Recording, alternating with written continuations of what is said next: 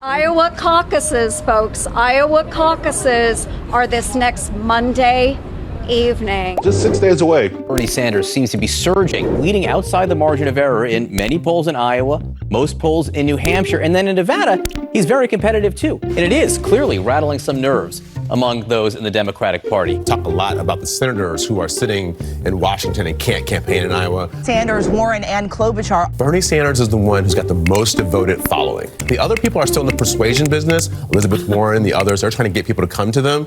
Bernie Sanders has already persuaded his voters. I want to bring up something else that happened yesterday. Joni Ernst, who's from Iowa, a senator up for re-election. She said something which sent up all kinds of radars. Now, I'm really interested to see how this discussion today informs and influences the Iowa caucus voters, those Democratic caucus goers. Will they be supporting Vice President Biden at this point?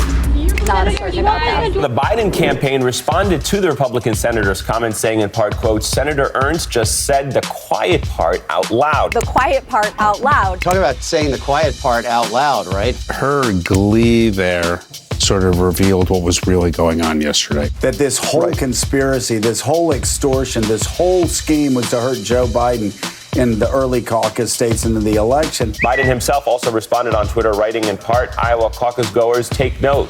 Joni Ernst just spilled the beans." And the four candidates who are not in the Senate are making the most of this last 7 days' time. Pete Buttigieg is making 3 stops today. Andrew Yang has 2 Iowa events today, and Tom Steyer has 2 Iowa stops today. Joe Biden has events scheduled here in Iowa every day until the caucus. Down to the wire there in Iowa. Less than a week to go.